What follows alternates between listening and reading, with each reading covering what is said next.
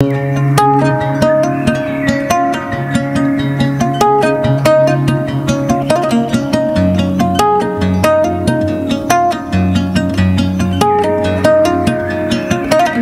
ಸಣ್ಣ ಊರು ಇರ್ಬೋದು, ಒಂದು ಪುಟ್ಟ ಗ್ರಾಮ ಇರ್ಬೋದು, ಇಲ್ಲ ಒಂದು ದೊಡ್ಡ ಸಿಟಿ ಇರ್ಬೋದು, ಅದಕ್ಕೆ ಆದಂಥ ಒಂದು ವೈಶಿಷ್ಟ್ಯ ಇರುತ್ತೆ.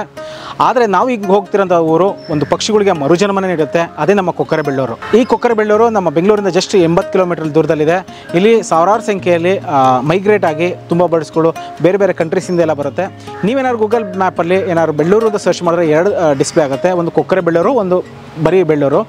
ಇನ್ನೂ ಸ್ವಲ್ಪ ಕನ್ಫ್ಯೂಷನ್ ಅಂದರೆ 2 ಮಂಡ್ಯ ಡಿಸ್ಟ್ರಿಕ್ಗೆ ಸೇರುತ್ತೆ. ಸೊ ಕರೆಕ್ಟಾಗಿ ಪ್ಲ್ಯಾನ್ ಮಾಡ್ಕೊಂಡು ಹೋಗಿ. ನಾವು ಹೋಗ್ತಿರೋಂಥದ್ದು ಮದ್ದೂರಲ್ಲಿರೋಂಥ ಒಂದು ಕೊಕ್ಕರೆಬೆಳ್ಳೂರು. ಕೊಕ್ಕರೆಯಿಂದ ಏನಾದ್ರು ಆ್ಯಡ್ ಮಾಡಲಿಲ್ಲ ಅಂದರೆ ಅದು ಬೆಂಗಳೂರು ಹಾಸನ ಹೈವೇಲಿ ಏನಿರುತ್ತೆ ಆ ಬೆಳ್ಳೂರಿಗೆ ಕರ್ಕೊಂಡು ಹೋಗುತ್ತೆ. ಅದು ನಾಗಮಂಗಲ ತಾಲೂಕಿಗೆ ಸೇರುತ್ತೆ. ಈಗೇನು ಅದು ಮಂಡ್ಯ ಡಿಸ್ಟ್ರಿಕ್ಗೆ ಬರುತ್ತೆ.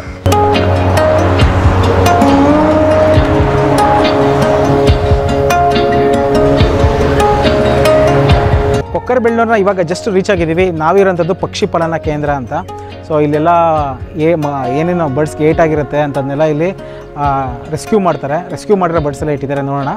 ಬೆಂಗಳೂರಿಂದ ಬರ್ತೀವಿ ಅಂತಂದರೆ ಬೆಂಗಳೂರು ರಾಮನಗರ ಬಂದು ಬಿಡದಿ ರಾಮನಗರ ಆದಮೇಲೆ ಒಳಗಡೆ ಬರಬೇಕು. ಗೂಗಲ್ ಮ್ಯಾಪ್ ಕರೆಕ್ಟಾಗಿ ರೀಡೈರೆಕ್ಟ್ ಮಾಡುತ್ತೆ. ಬನ್ನಿ ಒಳಗಡೆ ಏನಿದೆ ನೋಡೋಣ.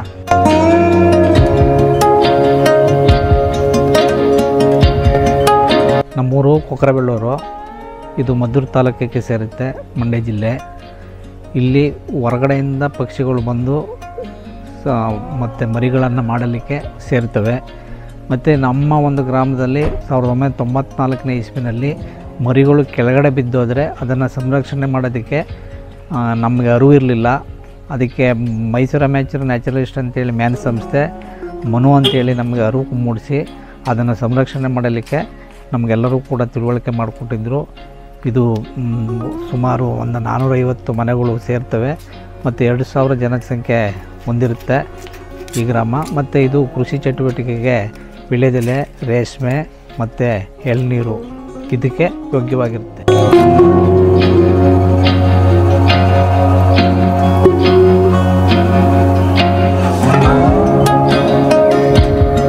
ಪೆಂಟೆ ಸ್ಟಾರ್ಕು 1,500 ಬಂದಿದ್ದಾವೆ. ಮತ್ತು ಪೆಲಿಕನ್ ಒಂದು 200 ಪೆಲಿಕನ್ಗಳು ಬಂದಿದೆ. ಮತ್ತು ಈ ಪಕ್ಷಿಗಳು ಊರಿನ ಒಳಗಡೆನೇ ವಾಸ ಮಾಡೋದು, ಹೊರಗಡೆ ಎಲ್ಲೂ ವಾಸ ಮಾಡೋದಿಲ್ಲ. ಪಕ್ಷಿ ಪ್ರಿಯರು ಬಂದು ನೋಡ್ಕೊಂಡು ಹೋಗ್ಬೋದು ಅಂತ.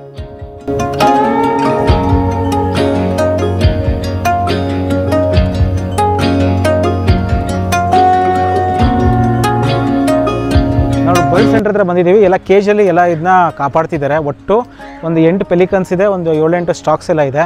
ಪ್ರತಿ ಇಲ್ಲಿ ಏನೇನು ಇಟ್ಟಿದ್ದಾರೆ ಒಳಗಡೆ ಕೇಜಲ್ಲಿ ಪ್ರತಿ ಬಡ್ಗೂ ಒಂದಲ್ಲ ಒಂದು ರೀತಿಯ ಸಮಸ್ಯೆಗಳಿದೆ. ಇಲ್ಲಿ ನೋಡ್ತಾ ಇರ್ಬೋದು, ಒಂದು 3-4 ಸ್ಟಾಕ್ಸ್ಗೆ ಕಾಲೇನೋ ಏಟಾಗಿದೆಯಂತೆ. ಇಲ್ಲೊಂದು ದೊಡ್ಡ ಪೆಲಿಕನ್ ಇದೆ, ಆ ಪೆಲಿಕನ್ಗೆ ರೆಕ್ಕೆ ಸರಿ ಇಲ್ಲ. ಸೊ ಆ ಥರ ಇದೆ. ಹೊರಗಡೆ 2 ಇದೆ. ಇಲ್ಲಿ ಬಂದರೆ ನೀವು ಖಂಡಿತ ಇದನ್ನು ನೋಡ್ಬೋದು.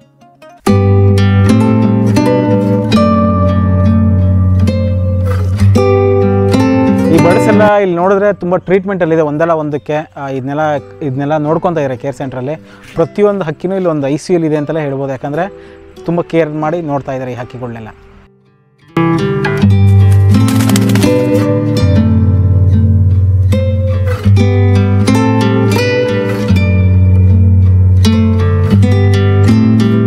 ಈಗ ನಮ್ಮ ಮುಂದೆ ಇರೋದು 2 ಪೆಲಿಕನ್ಸ್ ಇದೆ. ಇಲ್ಲಿ ಇದು 2 ಚಿಕ್ಕ ಮರಿ, ಸುಮಾರು 4 to 6 months ಅಂತ ಹೇಳ್ತಾ ಇದ್ರು ಇದು. ಸೊ ನೋಡ್ಬೋದು, ಇದು ತುಂಬ ಚೆನ್ನಾಗಿದೆ ನೋಡೋಕ್ಕೆ. ಅಟ್ಯಾಕ್ ಮಾಡೋಕ್ಕೆ ಬರ್ತಾ ಇದೆ. ಅದರ ಬೀಕ್ಸ್ ಎಲ್ಲ ನೋಡ್ಬೋದು, ತುಂಬ ಚೆನ್ನಾಗಿದೆ. ಮತ್ತು ತಳಗಡೆ ಇದು ನಾವು ನೀರನ್ನ ಹೋಲ್ಡ್ ಮಾಡೋಕ್ಕೆ ಮತ್ತು ಅದಕ್ಕೇನು ಫಿಶಸ್ ಎಲ್ಲ ಇರುತ್ತೆ ಅದು ಹೋಲ್ಡ್ ಮಾಡ್ಕೊಳ್ಳೋಕೆ ಇಷ್ಟು ದೊಡ್ಡದಾಗಿದೆ. ತುಂಬ ಚೆನ್ನಾಗಿದೆ. ಏನು ಮಾಡೋದು ಗೊತ್ತಿಲ್ಲ. ವಾವ್. ಯಾಕೆ ನಾವು ಪಕ್ಷಿ ಮಾಹಿತಿ ಕೇಂದ್ರ ಅಂತ ಮಾಡಿದ್ದೀವಿ ಅಂದರೆ, ನಾವು ಇವತ್ತು ಪಕ್ಷಿ ಮಾಹಿತಿ ಕೇಂದ್ರ ಅಂತ ಮಾಡಲಿಲ್ಲ ಅಂದರೆ ಇದು ಜನಗಳಿಗೆ ಅರ್ಥ ಆಗ್ತಿರಲಿಲ್ಲ. ಅದ್ರ ಬಗ್ಗೆ ಕೊಕ್ಕರೆಬೆಳ್ಳೂರು ಬಗ್ಗೆ ಹಿನ್ನೆಲೆ ನಾವು ಮನು ಅವರು ಹೇಗೆ ಮಾಡಿದ್ರು ಅದನ್ನು ನಾವು ವಿವರಣೆ ಮಾಡಬೇಕಂದ್ರೆ ಪಕ್ಷಿ ಮಾಹಿತಿ ಕೇಂದ್ರ ಅಂತ ಮಾಡಲೇಬೇಕು. ಸುಮ್ಮನೆ ಬರ್ತಾರೆ, ಕೊಕ್ಕರೆಬೆಳ್ಳೂರು ನೋಡ್ತಾರೆ, ಹೋಗ್ತಾರೆ. ಪೇಂಟೆಡ್ ಸ್ಟಾರ್ಕ್, ಪೆಲಿಕನ್ನು ಏನು ಹೆಂಗೆ ಅದರದ್ದು ಹಿನ್ನೆಲೆ ಏನು ಅಂತ ಗೊತ್ತಾಗಬೇಕಂದ್ರೆ ಈ ಜಾಗ ಇರಲೇಬೇಕು. ಹಾಗಾಗಿ ಇದನ್ನು ಮಾಹಿತಿ ಕೇಂದ್ರ ಅಂತ ಮಾಡಿದ್ದೀವಿ.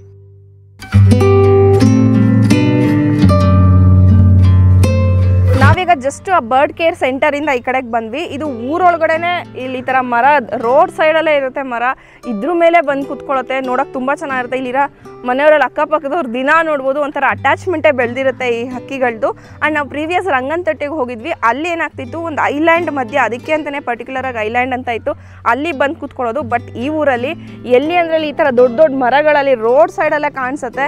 ಸೊ ಒಂದ್ಸರಿ ವಿಸಿಟ್ ಮಾಡಿದ್ರೆ ತುಂಬ ಚೆನ್ನಾಗಿರುತ್ತೆ, ಮಕ್ಕಳಿಗೆಲ್ಲ ಹತ್ತಿರದಿಂದ ಈ ಬರ್ಡ್ನ ತೋರಿಸ್ಬೋದು. ಕ್ಯಾಮ್ರಾ ಕ್ಯಾಪ್ಚರ್ ಆಗ್ತಿದೆ, ಬ್ಯೂಟಿಫುಲ್ ಮೂಮೆಂಟ್ಸ್ ಅಂತ ಹೇಳ್ಬೋದು.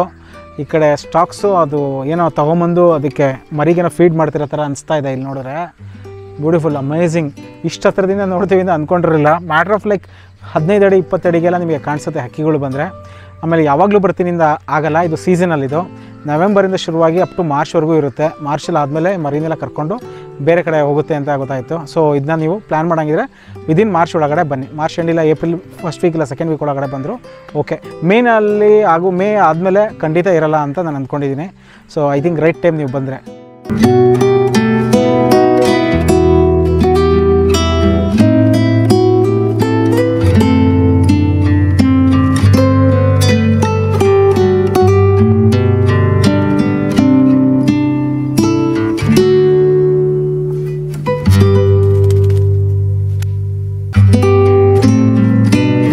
ಬಂದಾಗ ಒಳ್ಳೆ ಲೆನ್ಸ್ ಇದ್ದರೆ ತೊಗೊಂಬಂದರೆ ಒಳ್ಳೆಯದು, ಲೈಕ್ ಫೋಟೋಗ್ರಫಿಗೆ. ಮತ್ತು ಬರ್ಡ್ಸ್ಗಳು ತುಂಬ ಹತ್ತಿರದಿಂದ ಕಾಣುತ್ತೆ. ಎನಿಹೋ ಬರ್ಡ್ಸ್ ಒಂದು 20-30 ಅಡಿ ದೂರದಲ್ಲೇ ಇದೆ. ನಿಮಗೆ ಲೆನ್ಸ್ ಏನಾರಿದ್ರೆ ತುಂಬ ಚೆನ್ನಾಗಿರುತ್ತೆ. ಇಲ್ಲ ಅಂತಂದರೆ ಬೈನಾಕ್ಯುಲರ್ಸ್ ಏನಾರಿದ್ರು ನೀವು ತೊಗೊಂಬರ್ಬೋದು. ಸೊ ಬರ್ಡ್ಸ್ನೆಲ್ಲ ಕ್ಲಿಯರಾಗಿ ಕ್ಲೋಸಪ್ ಆಗಿ ನೋಡ್ಬೋದು. ಇಲ್ಲಿ ಸ್ಟಾಕ್ಸ್ ಮಾತ್ರ ಅಲ್ಲ, ಪೆಲಿಕನ್ಸ್ ನೋಡ್ಬೋದು, ಹೆರಾನ್ಸ್ ಅಂತ ಇದೆ ಅದನ್ನು ನೋಡ್ಬೋದು. ಬೇರೆ ರೀತಿ ತುಂಬ ಬರ್ಡ್ಸ್ಗಳನ್ನೆಲ್ಲ ಇಲ್ಲಿ ಬಂದರೆ ನೋಡ್ಬೋದು.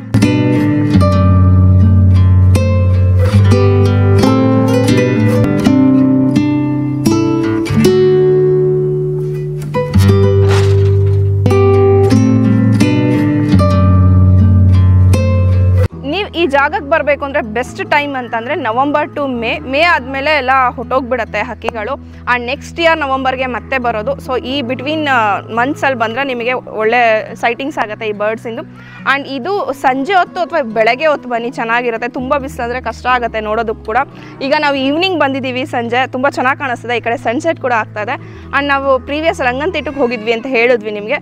ಸೊ ನೀವು ಪ್ಲ್ಯಾನ್ ಮಾಡಬೇಕಾದ್ರೆ ಈ ಥರ ರಂಗನತಿಟ್ಟೆಗೆ ಹೋಗಿ ಇದನ್ನು ನೋಡಿಕೊಂಡು ನೀವು ಆನ್ ದ ವೇ ಬೆಂಗಳೂರಿಗೆ ಹೋಗ್ಬೋದು, ಚೆನ್ನಾಗಿರುತ್ತೆ. ಆಮೇಲೆ ನಿಮ್ಗೆ ಇದಕ್ಕೆ ಯಾವುದೇ ರೀತಿ ಎಂಟ್ರಿ ಫೀಸ್ ಅಂತ ಎಲ್ಲ ಏನಿರಲ್ಲ, ಫ್ರೀ ಎಂಟ್ರಿ ಇರುತ್ತೆ, ಆರಾಮಾಗಿ ಬರ್ಬೋದು. ಮತ್ತು ನಿಮಗೊಂದು ಇಲ್ಲಿ ಹಳ್ಳಿ ವಾತಾವರಣನ ತೋರಿಸ್ಬೋದು ಮಕ್ಕಳಿಗೆ ನೋಡಿಲ್ದಿದ್ದವ್ರಿಗೆ.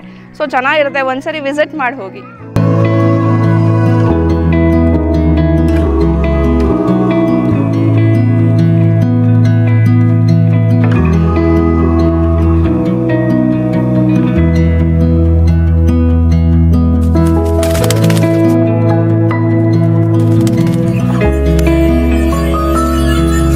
ಸನ್ಸೆಟ್ ಚೆನ್ನಾಗಿರುತ್ತೆ ಅಂತ ಈ ಹೊಳೆ ಹತ್ರ ಬಂದಿದ್ದೀವಿ. ಇದು ಹರಿಯುತ್ತೆ, ಏನು ನದಿ ಹರಿಯುತ್ತೆ ಇದೆ, ಶಿಂಷಾ ನದಿ. ದೇವರಾಯನದುರ್ಗದಲ್ಲಿ ಹುಟ್ಟುತ್ತೆ ಈ ನದಿ. ಮಾರ್ಕೋನಹಳ್ಳಿ ಡ್ಯಾಮ್ ಕಡೆಯಿಂದ ಬಂದು ಇಲ್ಲಿ ಹರ್ಕೊಂಡು ಹೋಗಿ ಕೊನೆಗೆ ಇದು ಕಾವೇರಿಗೆ ಸೇರುತ್ತೆ. ಭೀಮೇಶ್ವರಿ ಇದ್ದರೆ ಕಾವೇರಿಗೆ ಸೇರುತ್ತೆ. ನೋಡಿ, ಕಾವೇರಿ ಹುಟ್ಟೋದು ಇದರಲ್ಲಿ ಮಡಿಕೇರಿಲಿ ಹುಟ್ಟಿ ವೆಸ್ಟರ್ನ್ ಘಾಟ್ಸಲ್ಲಿ.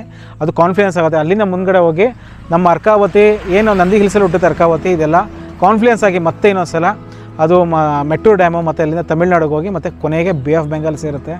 ಎಷ್ಟು ವಿಸ್ಮಯ ಅನಿಸುತ್ತೆ ಒಂದು ಸಲ ಇದೆಲ್ಲ ಯೋಚನೆ ಮಾಡಿದಾಗ.